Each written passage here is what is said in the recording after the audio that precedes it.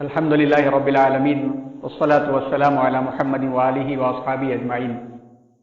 اسلامی تاریخ اور افکار اور دنیا پر اس کے اثرات۔ بسم اللہ الرحمن الرحیم، الحمد للہ رب العالمین والصلاة والسلام علی محمد وآلہ واصحابہ اجمعین۔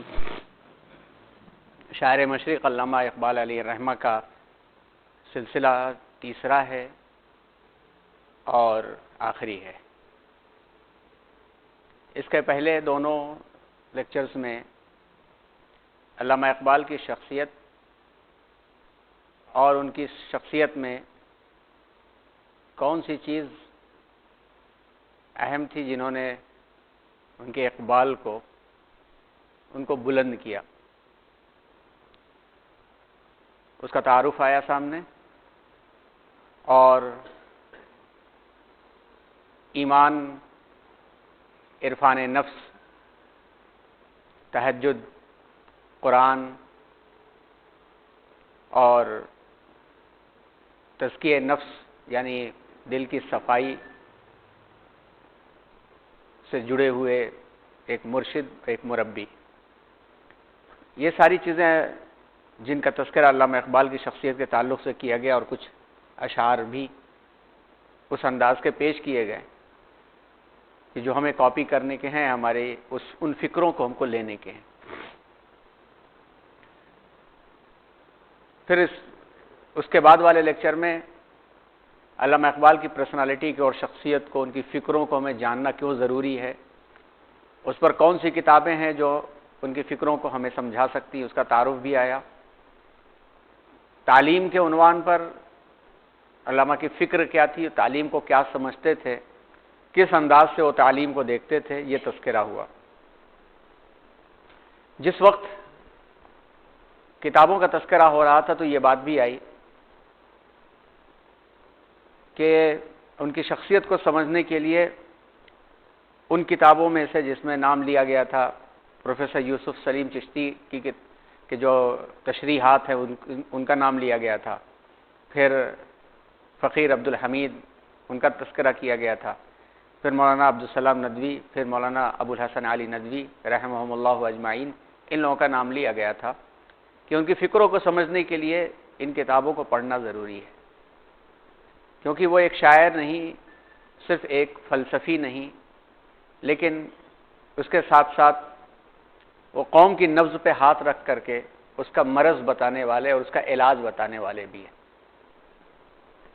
امید بھی رکھتے ہیں، نومید بھی ہوتے ہیں، نومید بھی ہوتے ہیں تو اس میں سے امید کی کرن نکالتے ہیں۔ نہیں نومید اقبال اس کشت ویراں سے، ذرا نم ہو تو یہ مٹی بڑی زرخیز ہے ساقی۔ امید نہیں کھوتے کہ امت مسلمہ جو بظاہر بکھری ہوئی دکھ رہی ہے، جس کی صفیں ٹوٹی ہوئی دکھ رہی ہیں، جس کا ایمانی جوش ٹھنڈا پڑتا دکھ رہا ہے، جس کے عمل میں بغاوت دکھ رہی ہے، یہ سب اصل سبب یہ ہے کہ وہ قرآن سے دور ہو گیا ہے۔ قرآن سے جتنی زیادہ دوری ہو رہی اتنی زیادہ بکھراؤ، اور جتنی زیادہ دوری ہوتی جائے گی وہ بکھراؤ ہوتا جائے گا۔ یہ قوم جس دن سمٹ کر کے اس قرآن کی طرف آ جائے گی، وہ قوم اپنے اندر وہی جوہر پیدا کر لے گی کہ کون تھے وہ لوگ، کبھی اے نوجوان مسلم تدبر بھی کیا تو نے، وہ کیا گردوں تھا، وہ کیا نظام تھا، سسٹم تھا۔ آسمان کے اوپر جو ستاروں کی جھرمٹ ہے، جو نظام ہے، سسٹم، اس کو گردوں کہا جاتا ہے۔ وہ کیا گردوں تھا تو جس کا ہے ایک ٹوٹا ہوا تارا، تجھے اس قوم نے پالا ہے آغوش محبت میں، کچل ڈالا تھا جس نے پاؤں سے تاجے سرے دارا۔ اتنے سخت لوگ تھے، وہ اتنے جنگجو تھے کہ دولت اور دنیا کی چمک دھمک اور تاج اور تخت ان کو نہیں بھائے، لیکن انہوں نے پیغام کو منتقل کرنے میں بڑی محبت سے تجھے پالا۔ تجھے اس قوم نے پالا ہے آغوش محبت میں، کچل ڈالا تھا جس نے پاؤں میں تاج سرے دارا۔ یہ ساری کی ساری امیدیں علامہ اقبال اس قوم سے لگائے ہوئے ہیں، اس لیے کہ جانتے ہیں کہ جو اصل جوہر ہے اس قوم کے دل میں ایمان کا، گرچہ اس کے اوپر تہیں گندگی کی، مادیت کی، دنیا کی محبت کی، اپنی انانیت، اپنی ایگو اپنی پسند کی، یہ جم جم کر کے اس کا ریفلیکشن، اس کے اثرات کم پڑ گئے ہیں. لیکن اگر ہیرے کو گندگی میں ڈال دیا جائے، ہیرے کے اوپر دھول مٹی گرد ڈال دی جائے تو اس کی چمک کم پڑے گی، اصل کم نہیں پڑے گی. جس دن یہ دھول اور مٹی اور یہ گندگی ہٹائی گئی، ہیرا اپنی اصل شکل میں سامنے آ جائے گا. تو وہ جوہر موجود ہے، اور اسی جوہر کو علامہ اقبال کا مرد مومن ایک عنوان خاص یہ ان پر لکھنے والے دیتے ہیں کہ اقبال کا مرد مومن ہے کون. آج اسی ٹاپک پر یہ عنوان مکمل کریں گے کہ اقبال کا مرد مومن صاحب ایمان، شاہین صفت اور خودی کا رازدان ہے. شاہین صفت، پلٹ کر جھپٹنا، جھپٹ کر پلٹنا، لہو گرم رکھنے کا ہے یہ ایک بہانہ. حمام و کبوتر کا بھوکا نہیں میں کہ شاہی بناتا نہیں آشیانہ.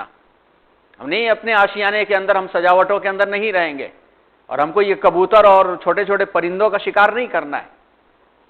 نہیں تیرا نشیمن قصر سلطانی کے گنبد پر، کہ کسی قصر سلطانی کے گنبد پر بیٹھ کر کے بادشاہ کے سروں کے اوپر اڑتا چلا جائے، یہ مقام نہیں ہے. نہیں تیرا نشیمن قصر سلطانی کے گنبد پر، تو شاہی ہے بسیرا کر پہاڑوں کی چٹانوں میں آزاد اڑتا ہے. وہ چند بوٹیوں کے اور چند جو ہے ٹکڑوں کا محتاج نہیں ہوتا. مثال میں ایک واقعہ آتا ہے کہ ایک شاہین تھا، باز، فیلکون، بڑے پروں والا، چونچ بھی مضبوط، پنجے زبردست، اور شاہی حدود میں اس کو رہنا سہنا تھا. ہر طرح کی آسانی اور ہر طرح کی آرائش اور آسائش دی گئی تھی، اور خاص اس کے اوپر رنگ لگائی گئی تھی کہ دیکھ کر کے اندازہ ہو کہ یہ شاہی باز ہے. ہاں، اس کو یہ تھا کہ آپ پورے محل کے اندر جہاں بھی رہو، لیکن اس محل کی حد سے باہر نہ جانا. تم کو یہ چیزیں کرنا پڑے گا اور یہ پروٹوکولز فالو کرنے پڑیں گے. اس کو ٹرین کر دیا گیا تھا، اور باقاعدہ ٹرینر کے ذریعے سے اس کو انڈیکیٹ کیا جاتا، اگر باہر اڑنے کی کوشش کرتا گھسیٹ لیا جاتا. ایک دن اس کے شام کے وقت میں وہ اپنے محل کے گنبد پر بیٹھا ہوا تھا کہ اس کے دماغ میں یہ سودا سمایا کہ دنیا بہت بڑی ہے، کیوں نہ دنیا کی رنگینیوں کا مزہ لیا جائے. یہ دور سے ٹمٹماتی روشنیاں مجھے دیکھنے نہیں ملتی، میں تو بند کر دیا گیا ہوں، میں تو قید و بند کے اندر ہوں. ایک دن موقع تاک کر کے اس نے اپنا پٹا توڑایا اور وہ دنیا کی سیر کو نکل پڑا. بڑا مزہ آیا، آزاد فضاؤں میں اڑ رہا ہے، نہ اسے کوئی کہنے والا کہ ادھر مت جاؤ، یہاں بیٹھو، یہ کھاؤ، یہ نہ کھاؤ، نہ کوئی ٹوکنے والا. آزاد فضاؤں کے اندر بڑا اچھا لگا اسے. اڑتا اڑتا شام ہوتے ہوتے تھک گیا، اور بھوک کے مارے بھی برا حال اس کا ہونے لگا. اس نے سوچا کہ کھا لیں گے کہیں، ہم تو باز ہیں. لیکن جب بھوک کے مارے شام کے وقت میں آ کر کے ایک بوڑھیے کی جھوپڑی کے اوپر آ کر کے ایک پیڑ پر آ کے بیٹھا کہ کچھ مجھے کھانے کو مل جائے. تمثیلی واقعہ بیان کر رہے ہیں، ورنہ نہ باز بولتا ہے نہ سمجھتا ہے. مثال کے طور پر بات پیش کی جا رہی ہے، اور اس سے یہ بات علامہ اقبال کے مرد مومن کو سمجھانے کے لیے بہت اہم ہے. جب وہ تھک مار کر کے بھوک کے مارے آ کے شاخ پر بیٹھا تو بوڑھیا کی نظر پڑی کہ اس کی نظر کدھر ہے. اس نے دیکھا کہ مرغے اور پرندے چر رہے ہیں، کھا رہے ہیں، چگ رہے ہیں. یہ بھی للچائی نظروں سے دیکھتا رہا. اس بوڑھیے نے کہا کہ تجھے بھی کچھ کھانا ہے؟ ہاں، آ جا، کھا لے. چند دانے اس نے دے دیے، یہ لے کھا لے، ادھر تاکنا نہیں. بکھیر دیے اس کے سامنے. اس نے دانا چگ لیا. مزہ نہیں آیا وہ جو وہاں کھایا کرتا تھا تھوڑا، لیکن پھر بھی قربانی تو کچھ دینا ہی تھا کہ جب آزاد رہنا ہے تو چلو اس کھانے میں بسر کر لیں گے. آہستہ آہستہ اگلے دن بھی معاملہ آیا، بوڑھیا سے مانوس ہو گیا. تو بوڑھیا نے پھر بوڑھیے سے کہا کہ بوڑھی ماں، جہاں بھی میں جاتا ہوں مجھے دیکھ کے پرندے بھاگ جاتے، مجھ سے دور دور رہتے ہیں. تو بوڑھیے نے کہا کہ تیری یہ شکل رہے گی تو لوگ دور ہی دور رہیں گے. میں تیری شکل ٹھیک کرتی ہوں. تو پہلے اس نے اپنے گلے سے وہ شاہی پٹا اتار کے پھینکا، دوسرے بازوں کی طرح ہو گیا. کچھ دن اور گزرے تو اس نے پنجے کہا کہ تیرے پنجے بڑے خطرناک دکھتے ہیں، اسی لیے کوئی قریب نہیں آنا چاہتا، تیرے میں پنجے رگڑ دوں. اور اس نے ناخن سارے کے سارے تراش ڈالے. پھر رہ گئی تھی لمبی لمبی پر اور نوکیلی چونچ. تو پھر بالآخر کچھ دنوں کے بعد اس کی چونچ بھی تراش دی گئی، اور اس کے بعد پھر آخر میں جب اس کا پر کاٹ دیا گیا تو وہ بھی ایک مرغے کی طرح سے دانہ چگنے میں زندگی گزارنے پر مجبور ہو گیا۔ پھر وہ اٹھا کر کے نظر شاہی قصر کی طرف دیکھتا اور اڑنا چاہتا تھا تو اڑ نہیں سکتا تھا، اس لیے کہ اس نے اپنے پر کتروا دیے تھے، اور انہیں اسی آہ میں ایک مرغے کی طرح سے دانہ چگتے چگتے اس کی زندگی گزر گئی۔ علامہ اقبال اسی شاہین صفت مسلمان کو تعبیر کرتے ہیں کہ نہیں تیرا نشیمن قصر سلطانی کے گنبد پر، تو شاہی ہے بسیرا کر پہاڑوں کی چٹانوں میں، کہ ایک مسلمان جس کو اللہ تبارک و تعالیٰ نے ایک زندگی دیا تھا، قرآن کا ایک نظام دیا تھا، اور یہ کہا تھا کہ وَكَذَلِكَ جَعَلْنَاكُمْ أُمَّةً وَسَطًا لِتَكُونُوا شُهَدَاءَ عَلَى النَّاسِ وَيَكُونَ الرَّسُولُ عَلَيْكُمْ شَهِيدًا، اے امت محمدیہ تم امین و پاسبان ہو، تم انسانیت کی نگہبان ہو، تم کو بھیجا گیا ہے دوسروں کی بھلائی کے لیے، تأمرون بالمعروف وتنہون عن المنکر، بھلائی کو پھیلانا تمہارا کام ہے، منکر سے رکنا اور روکنا تمہارا کام ہے۔ ہاں تمہاری پہچان ہے نماز سے، تمہاری پہچان ہے ایمان سے، تمہاری پہچان ہے اپنے لباس سے۔ دنیا تمہارے لیے خادم بنائی گئی ہے، تم اللہ کے نمائندے ہو، اور نمائندے کو تھوڑے اصول فالو کرنے پڑتے ہیں، لہذا اس باؤنڈری سے باہر نہ جانا۔ دنیا کی رنگینیوں میں، مادیت میں تم جو دور سے جھلملاتی ہوئی نیچے نظر آ رہی ہے اسی طرف مت دیکھنا، ان مادیت میں پھنسو گے تو تمہاری پہچان کھو جائے گی۔ لہذا جب امت مسلمہ نے اس پٹے کو جو اللہ تبارک و تعالیٰ نے دیا تھا، صبغۃ اللہ، اللہ کے رنگ کا پٹا جو دیا تھا، اس کو اتار پھینکا تو وہ لوگوں کی طرح سے ہو گیا۔ جب لوگوں کی طرح سے زمین پر بیٹھ کے دانہ چگنے کی اس کا مزاج پیدا ہو گیا تو دھیرے دھیرے اس کے پر کتر دیے گئے، اور جب اس نے اپنا پر کتروانا منظور کر لیا تو اس کی پرواز کھو گئی، اور جب پرواز کھو گئی تو اس کی شناخت کھو گئی۔ اس کی پرواز ایمان ہے، اس کی شناخت خودداری ہے، اس کا جوہر قرآن ہے، اس کا کردار اللہ کی کائنات کی نگہبانی ہے۔ حمام و کبوتر کا بھوکا نہیں میں کہ شاہی بناتا نہیں آشیانہ، یہ دو ٹکڑوں سے تو میں راضی ہونے والا نہیں، یہ دو ٹکڑوں سے میں راضی ہونے والا نہیں، مجھے سوائے میرے رب کے کوئی نہیں خرید سکتا۔ میری پیاس جنت ہے، حوض کوثر میری سیرابی ہے، اور میرے رب کے کا دیدار میرا ارمان ہے۔ جب اتنا اونچا مزاج کوئی لے کر کے اوپر رہے تو وہ نیچے اتر کر کے دانا اگر چگنے لگے تو مرغے اور چوزے میں کیا فرق رہ جائے گا؟ کیا مرغے اور شاہین میں کیا فرق رہ جائے گا؟ علامہ اقبال علیہ الرحمہ نے اس کام کے لیے سب سے زیادہ امت مسلمہ کو، مرد مومن کے مقام کو جو یاد دلایا تھا کہ اپنے مقام کو یاد رکھ، اپنے مقام کو یاد رکھ، آیا لا تخلف المیعاد رکھ، اے مسلمان ہر گھڑی پیش نظر آیا لا تخلف المیعاد رکھ۔ اللہ تعالیٰ نے جو مستقبل کا جو پیغام دیا ہے وہ اپنے آپ میں یاد رکھنا، یہ خودی کی رازدانی ہے۔ خود کو پہچاننا، خود کو پہچاننا یہ خودی کی رازدانی ہے۔ جیسا کہ پچھلے ہفتے بھی آپ کو وہ نظم کا حصہ سنایا تھا کہ جب عشق سکھاتا ہے آداب خود آگاہی، جب عشق اس معاملے میں بنتا ہے کہ اپنے آپ کو پہچان لے، جیسا کہ ترمذی کی حدیث میں ہے، حضور اکرم صلی اللہ علیہ وسلم نے ارشاد فرمایا کہ الکیس من دان نفسہ عامل لما بعد الموت، کہ عقل مند وہ ہے جس نے اپنے آپ کو پہچان لیا، اپنے آپ کو پہچان لیا، اس پیغام کو پہچان لیا جو میرے رب نے مجھ سے کہا تھا کہ الستو بربکم، کیا میں تمہارا رب نہیں ہوں؟ قالوا بلا، جو ہم کہہ کر کے آئے تھے، اور جب ہم کہہ کر کے آئے تھے تو پلٹ کر کے جا کر کے وہ ہمیں جواب دینا ہے کہ کیا کر کے آئے ہو۔ ذمہ داری دی گئی، بھیجا گیا۔ ایسا نہ ہو کہ وہ وقت ایسا آئے اور آنکھ جب بند ہونے لگے تو جیسے کہا جاتا ہے نا کہ یہ دنیا جو فانی ہے بس اتنی سی حقیقت ہے فریب خواب ہستی کی کہ آنکھیں بند ہوں اور آدمی افسانہ ہو جائے۔ آج زندہ ہے تو جناب محترم عالی جناب اور قابل احترام، مر گئے تو مردہ۔ مر گئے تو نہیں کہیں گے قابل جناب اعلی جناب کو کب اٹھا رہے ہو، میت کو کب اٹھا رہے ہو۔ دفن ہو گئی، سڑ گئے، مٹی مل گئے تو مرحوم کے لفظ کے بعد دھیرے دھیرے نسلیں بھول جاتی ہیں۔ کہیں ایسا نہ ہو کہ رب کے سامنے جب جانے کا وقت قریب آ جائے تو پھر یہ زبان سے یہ پیغام جاری ہو جائے رب ارجعونی لعلی اعمل صالحا فیما ترکت، کہ اے رب تھوڑا مہلت اور دے دے، اپنی پہچان کو واپس حاصل کر لیں۔ جب قرآن کھڑا ہو جائے گا سامنے آ کر کے، اے رب یہ قرآن کھڑا ہو جائے گا کہ اس نے میرا حق ادا نہیں کیا، مجھے اس کا حق چاہیے، اور رسول کہیں گے کہ اے میرے رب میری قوم نے تو قرآن ہی کو چھوڑ دیا تھا، میری قوم نے اس قرآن کو چھوڑ دیا تھا۔ رسول افسوس کے ساتھ جب جملہ ہاتھ چھوڑ دیں گے، قرآن اپنی نگہبانی چھوڑ دے گا، تو پھر رب نے جو نظام بنایا اس نظام کے مطابق اللہ بھی نہیں راضی ہوں گے۔ علامہ اقبال اسی راز کو پہچانوانا چاہتے ہیں قوم سے، اور اس راز کو اتنا اونچا لے کر کے جاتے ہیں کہ اے مسلمان اپنے آپ کو پہچانو، ستارے جس کے گرد راہ ہو وہ کارواں تو ہے۔ اللہ تعالیٰ نے قرآن میں مثال بیان کیا، أَلَمْ تَرَ كَيْفَ ضَرَبَ اللَّهُ مَثَلًا كَلِمَةً طَيِّبَةً كَشَجَرَةٍ طَيِّبَةٍ أَصْلُهَا ثَابِتٌ وَفَرْعُهَا فِي السَّمَاءِ۔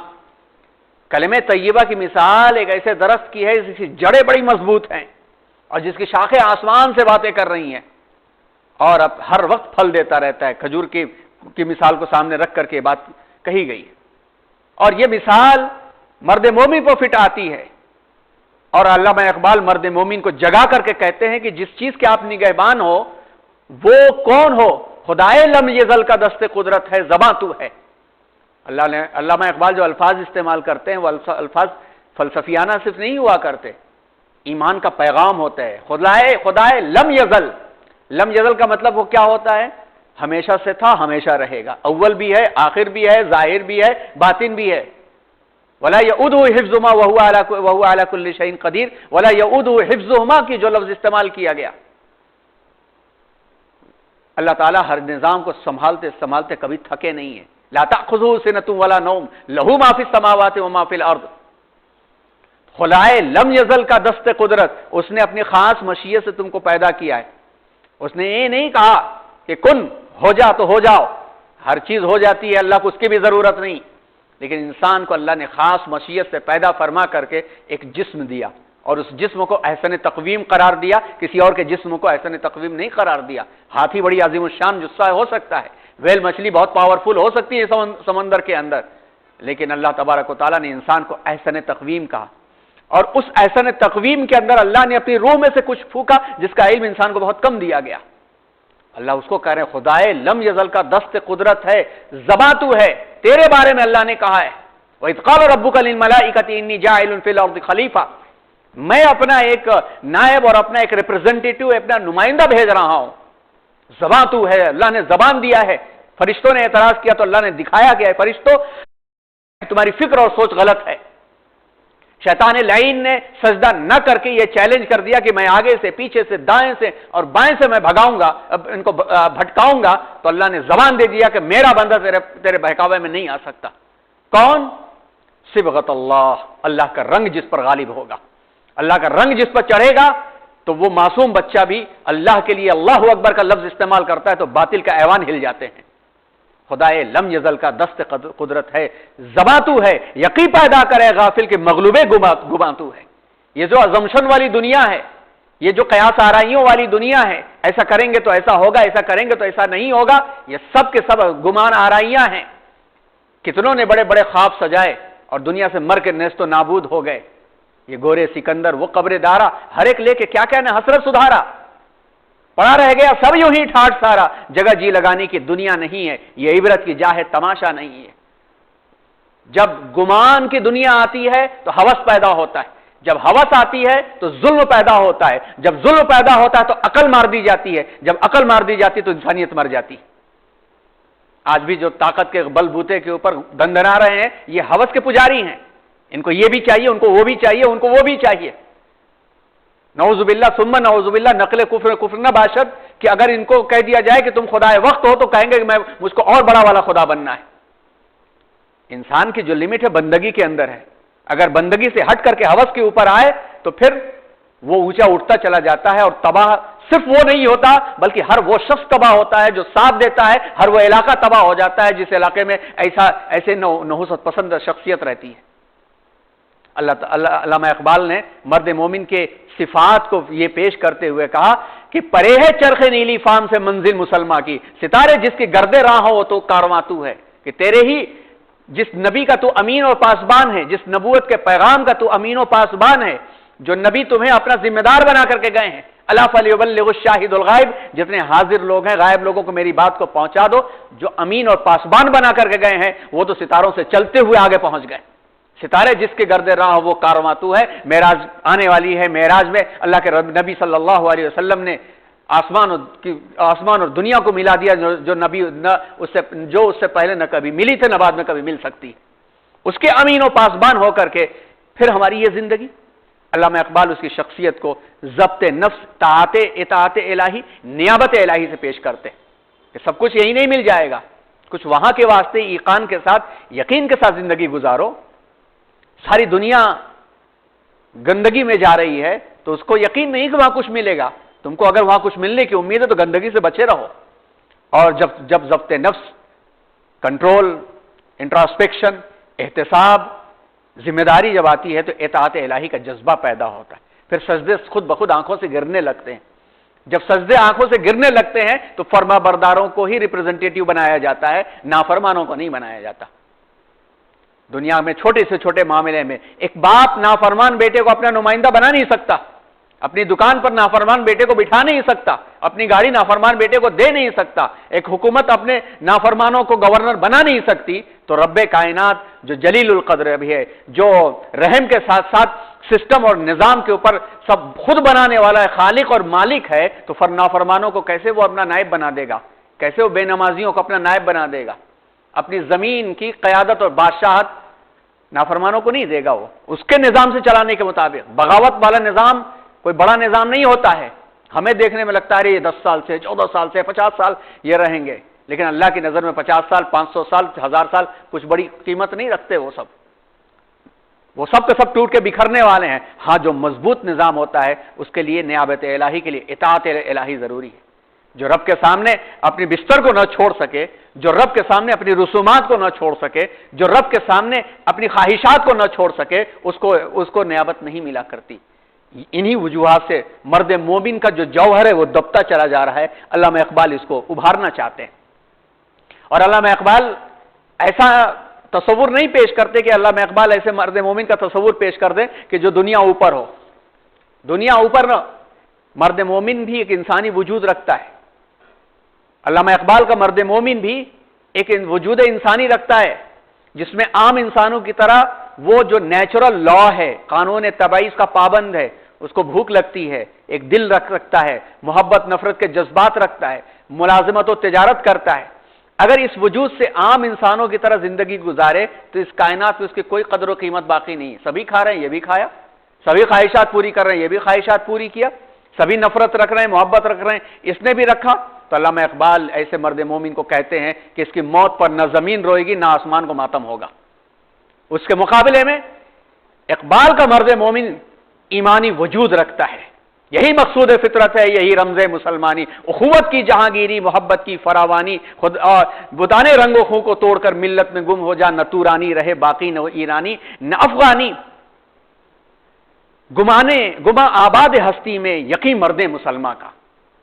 کیا سوچ رکھتے ہیں؟ اس شعر کو ذرا سمجھیے. گما آباد ہستی میں یقین مرد مسلمہ کا. زندگی کی جو آبادی ہے، انسان جو ازمپشن کے ساتھ رہ رہا ہے، جو گمان کے ساتھ رہ رہا ہے، اس میں مرد مومن کا یقین کیا ہوتا ہے؟ گما آباد ہستی میں یقین مرد مسلمہ کا، بیاباں کی شب تاریک میں قلدین رہبانی. جنگل کی تاریکی ہے، ڈارکنیس ہے ایک دم سے، لیکن ایک عابد زاہد گزار اپنا چھوٹا سا دیا سامنے لا کر کے رکھ دیتا ہے تاکہ سامنے سے گزرنے والے ٹھوکر نہ کھائیں. جیسے مشہور مثل ہے کہ شام ہوئی اور سورج ڈوبنے لگا. ڈوبتے ڈوبتے سورج نے دنیا پر نظر ڈالی، اسے افسوس ہوا کہ میں تو چلا اب اس دنیا کی تاریکی کو دور کرنے کے لیے، اب کون، اب کیا ہوگا دنیا کا. ایک بوڑھے کے جھوپڑی کے سامنے سے ٹمٹماتے ہوئے دیے نے سر اٹھایا اور اس نے کہا حضور آپ جائیے، میں ہوں. سورج کو ہنسی آ گئی اور سورج نے کہا میں اتنا بڑا روشنی کا مینار، میں دنیا کی تاریکی کو دور نہیں کر سکا، تو کیا کرے گا؟ تو دیے نے جواب دیا حضور میں ساری دنیا کی تاریکی کو نہ دور کر سکا تو صحیح، اپنے سامنے والے کو ٹھوکر سے تو بچا سکتا ہوں.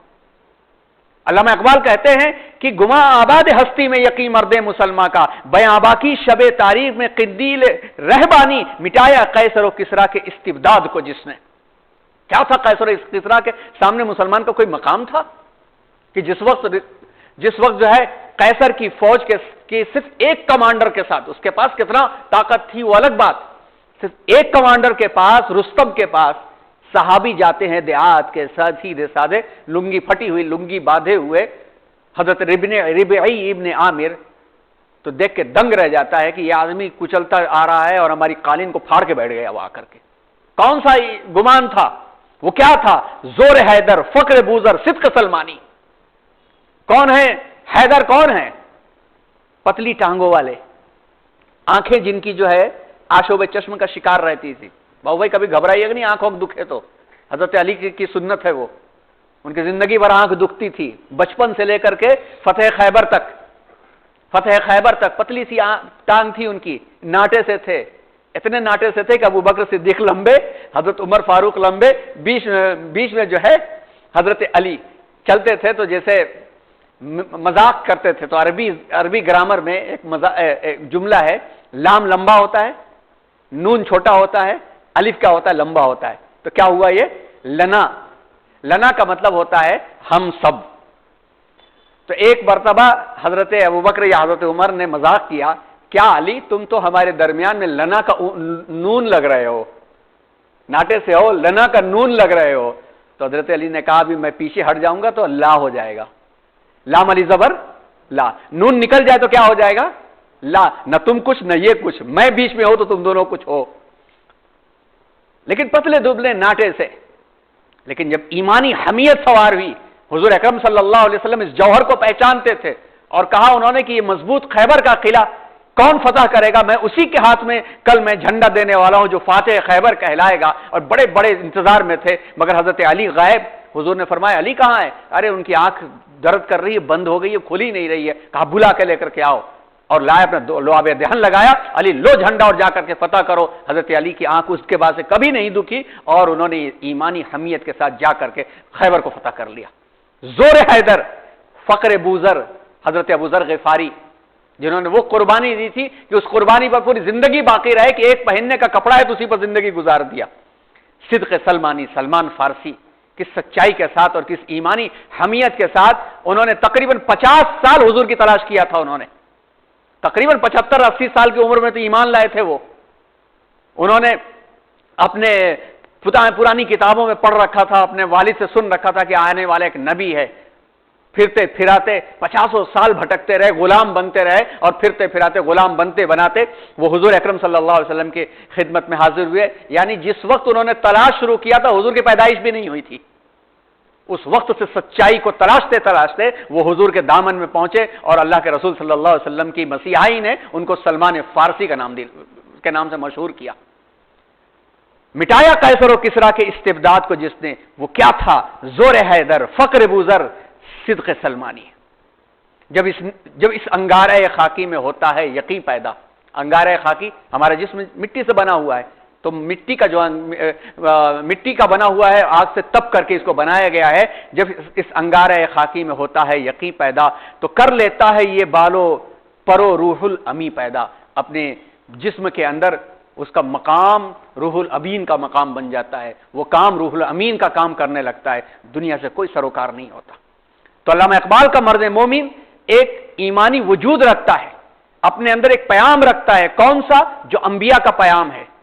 اقبال کا مرد مومن وہ زندہ جاوید ہے، وہ ہوا کے رخ پر نہیں چلتا، وہ ہوا کا رخ طے کرتا ہے، وہ تمام دکھوں کا مداوا ہے، اس کے پاس ایمان و یقین کی جیتی جاگتی طاقت ہے، دنیا کی امامت و قیادت کو زیب نہیں دیتی، وہ عالم میں صاحب امر نہیں ہے، وہ قیادت لیتا ہے، زمانہ اسے قبول نہ کرے، سماج مخالف ہو، سیدھی راہ سے ہٹا ہوا ہو، تب بھی وہ نہ ہتھیار ڈالتا ہے نہ زمانے کے دھارے پر بہت پڑتا ہے، بلکہ سینہ سپر ہو جاتا ہے، یہاں تک کہ کامیابی اس کے قدموں میں آ لگے۔ کوئی اندازہ کر سکتا ہے اس کے زور بازو کا؟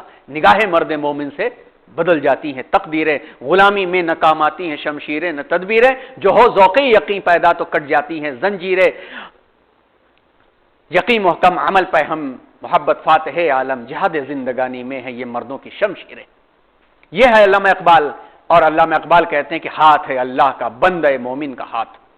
اللہ کے رسول صلی اللہ علیہ وسلم نے اللہ کا پیغام سنایا کہ جب اللہ کے لیے بندہ مومن اپنی وجود کو خاک میں ملا دیتا ہے تو ایک وقت ایسا آتا ہے کہ میں اس کا ہاتھ بن جاتا ہوں، وہ کوئی کام میری مرضی کے خلاف کر ہی نہیں سکتا، وہ بولتا ہے میں اس کی زبان بن جاتا ہوں، میری مرضی کے خلاف کوئی لفظ نکال نہیں سکتا. اور ایسی دنیا میں ہوتا ہے کہ دنیا کی نظر میں تو وہ اپنی پہناوے کے اعتبار سے ذلیل لگے، مجمع کے اندر وہ پست دکھائی دے، ساری دنیا اس پر چیل اور کووں کی طرح ٹوٹتی ہوئی دکھائی دے، ہر طرف سے اس کے خلاف محاذ آرائیاں ہوں، یہاں تک کہ محاذ آرائیاں ہوں کہ تظنون باللہ الظنون، گمان پیدا ہونے لگے اللہ کے بارے میں لوگوں کے دلوں میں، اور یہاں تک معاملہ ہونے لگے کہ جیسے لگے کہ اب سب کچھ ختم ہو گیا میرے ہاتھ میں، کچھ بھی نہیں، اب ہمارا کچھ نہیں بچے گا، نہ ہماری باشندگی بچے گی، نہ ہمارا معبد بچے گا، کچھ نہیں بچے گا. اللہ کا بندہ جو ہے وہ اللہ کے اس یقین کے ساتھ اپنے آپ کو حالات کے حوالے نہیں کرتا. ہر لحظہ ہے مومن کی نئی شان نئی آن، کردار میں گفتار میں کردار میں اللہ کی برہان، قہاری و جباری و قدوسی و جبروت، یہ چار عناصر تو بنتا ہے مسلمان. علم عفو درگزر اور حلم برداری میں وہ خدا کی صفت غفار کا پرتو ہے کہ مسلمان آپس کے معاملات میں، برداشت کرنے کے معاملات میں، لوگوں کو معاف کرنے کے معاملات میں غفور الرحیم کی جو سب سے بڑی صفت ہے غفار، معاف کرنے والا، اس کا وہ پرتو ہوتا ہے. دین و حق کے بارے میں شدت، کفر و باطل پر غصہ اور غضب میں اس کی صفت قہار کی بن جاتی ہے، اور پاک دامنی اور پاک نفسی میں وہ قدوس کا آئینہ دار ہے. جب اس مقام پر پہنچتا ہے بندہ مومن تو اس منزل پر پہنچ کر بندہ مومن احکامات الہیہ کا ایسا شفاف نمونہ بن جاتا ہے کہ اللہ کا ہاتھ اس کا ہاتھ بن جاتا ہے، اس کا کلام خدا کا کلام، اور اس کی زندگی خدا کی دی ہوئی زندگی بن جاتی ہے. اس کے مقاصد جلیل سے جلیل، اونچے سے اونچے ہوتے چلے جاتے ہیں، اور دنیا کی امیدیں قلیل سے قلیل ہوتی چلی جاتی.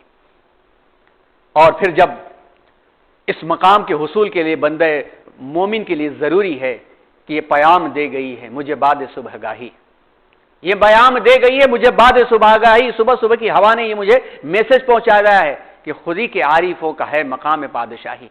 جس نے اپنے آپ کو پہچان لیا، اس مقام کو پہچان لیا کہ اللہ نے مجھے اتنی کروڑ مخلوقات میں سے نہ کیڑا بنایا، نہ جانور بنایا، نہ سانپ بچھو بنایا، مجھے انسان بنایا، اور اس میں بھی اپنے پیغام کے لیے اس نے مجھے منتخب کیا. خودی کے عارفوں کا ہے مقام پادشاہی. تیری زندگی اسی سے، تیری آبرو اسی سے. کیا زبردست لفظ استعمال کیا ہے کہ تیری زندگی اسی سے، تیری آبرو اسی سے، جو رہی خودی تو شاہی، نہ رہی تو روسی آہی. جب تک خودی باقی رہی، جب تک خودی باقی رہی تو زندگی بھی ہماری باقی رہی، اور ہماری عزت بھی باقی رہی. آبرو عزت کو کہتے ہیں، سیلف ریسپیکٹ کو کہتے ہیں. جو رہی خودی تو شاہی، نہ رہی تو روسی آہی. خودی تھی تو جھوپڑے میں بیٹھ کر کے ایک شخص اجمیر میں جا کے بیٹھ جاتا ہے، معین الدین چشتی کے نام سے حکومت وقت تھرا جاتی ہے، اور لاکھوں لوگ آ کر کے توبہ کرتے. خودی تھی، اور جب خودی نہیں رہی تو کفر کے ماحول میں شریک ہو کر کے گواہیاں دینا، میڈیا پہ چند بیان بازیاں کر لینا، یہ زندگی نہیں ہے، یہ بے عزتی ہے، یہ توہین ہے، یہ روسیاہی ہے، چہرے کو کالا کرنے کے برابر ہے. علامہ اقبال کہتے ہیں کہ اپنی تمام تر کوششوں کو عشق کے تابع وہ رکھے. وہ صرف خودی کا استحکام عشق کا مرہون منت ہے، بلکہ تسخیر ذات اور تسخیر کائنات کے لیے بھی عشق ضروری ہے.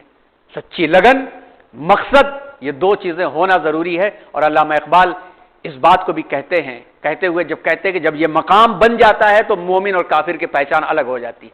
اور سادے سمپل الفاظ میں کہتے ہیں کافر کی یہ پہچان کہ آفاق میں گم ہے. آفاق اس پوری یونیورس کو مثال لیا ہے. کافر کی یہ پہچان کہ آفاق میں گم ہے، بس یہ ہونا چاہیے تو مجھے یہ ہونا چاہیے، مجھے یہ ہونا چاہیے. مومن کی پہچان کہ گم اس میں ہے آفاق. مومن کی یہ پہچان کہ گم اس میں ہے آفاق. وہی مومن جو ہے ساری قوموں کے لیے، ساری قوموں کے لیے، تمام نبیوں کی قوموں کے لیے ایک امید ہے. روز قیامت اس امت کا جب تک حساب نہیں ہوگا یہ امت جنت میں جائے گی نہیں، دوسرے پیچھے جا نہیں سکیں گے. وہ مقام بنایا گیا ہے. اب اس مقام کو کوئی کھو دے تو کتنا بڑا خسارہ ہے. اقبال کا مرد مومن قرآن و حدیث کا پابند ہے. حدیث میں آتا ہے کہ جو لوگ دنیا کو حاصل کرنے کی کوشش کرتے ہیں دنیا ان کے آگے آگے بھاگتی ہے. جو لوگ دنیا سے بیگانہ ہو جاتے ہیں دنیا ان کے پیچھے پیچھے بھاگتی ہے.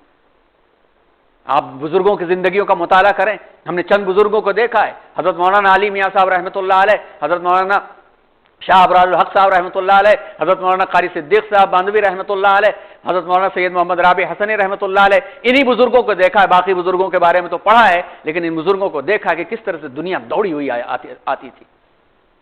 बोरिए पर बैठा हुआ शख्स कि जिसको सही कहा जाए कि अपने घर में मेहमान की ताजीम करने के लिए वही सादा खाना और कभी कभी कर्ज लेके पकाना पड़ता था। किसी की जरूरत नहीं थी कि उनकी जगह पर वो अपने घर से खाना ला करके खिला दे जब तक कि उनकी इजाजत ना हो, और उसी के अंदर खुश होता था इंसान।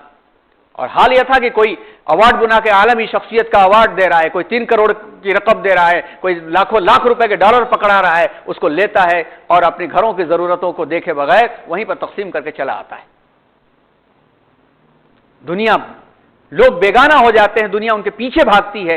इकबाल ने भी मर्द मोमिन के ज़िम्न में हदीस के अल्फाज दोहराए हैं कि काफिर की यह पहचान कि आफाक में गुम है, मोमिन की यह पहचान कि गुम इसमें है आफाक।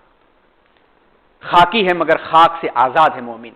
इकबाल का मर्द मोमिन इश्क को अक्ल पर तरजीह देता है, और जो इश्क ताबे अक्ल उसे खाम गर्दानता है, कच्चा गर्दानता है, और जो इश्क मसलहत को बालाए ताक रख करके आतिश नमरूद में कूद पड़ता है और अपने लख्ते जिगर को अपने सामने रज़ाए इलाही की खातिर कुर्बान करने पर तुल जाता है, इकबाल उसको कहते हैं कि खाकी है मगर खाक से आजाद है मोमिन। बना तो मिट्टी से है, लेकिन मिट्टी इसकी जगह नहीं है, उसका मकाम कहीं और है।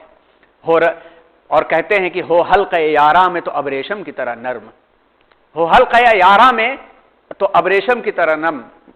कुरान में कहा गया है वल्लदी बिस्मिल्लाहिर्रहमानिर्रहीम मुहम्मदुर रसूलुल्लाह वल्लदीना माअहु अशिद्दाउ अलल कुफ्फार रुहमाउ बैनहुम। हो हल्क़े यारा में तो रेशम की तरह नर्म, सिल्क की तरह से।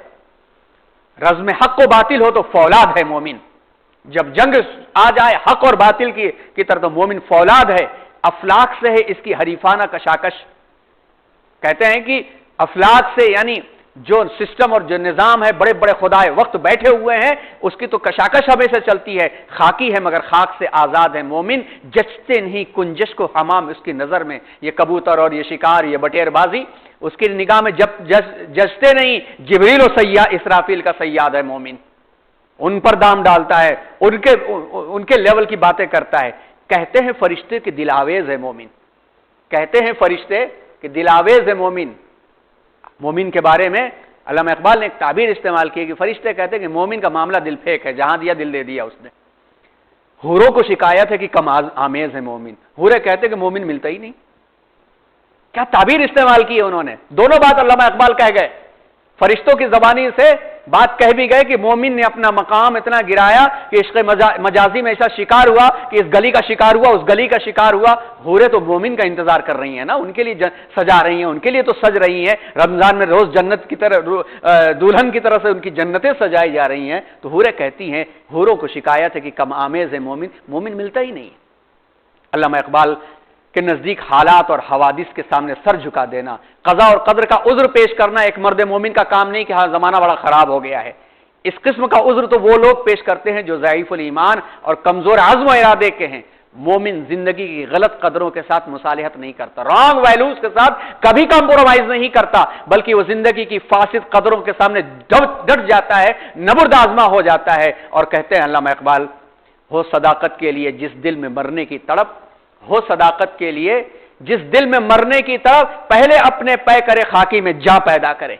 ये जिंदगी एक मुर्दा की तरह से है, अगर उसके दिल में तड़प नहीं है, फूंक डाले ये जमीन और आसमान मुस्तार, ये लिया गया है कुछ दिनों के लिए, ये फूंक डाले और खाकस्तर से अपना आप अपना जहां पैदा करे, और वो मोमिन उसी में से अपना जहान पैदा कर सकता है। अल्लामा इकबाल ने मोमिन के ताल्लुक से बहुत लिखा है, बहुत कहा है। हर शेर के अंदर मोमिन, मर्द मोमिन नजर आ जाएगा, क्योंकि अल्लाह ताला ने जो अजीम शख्सियात हमें अता फरमाई हैं, उन अजीम शख्सियात में हमारे सामने शायर मशरिक़ अल्लामा इकबाल अलैहि रहमा का किरदार भी बहुत अहम है। आज इसी उन्वान पर ये बात ख़त्म होती है। अल्हम्दुलिल्लाह 8वां साल मुकम्मल हुआ।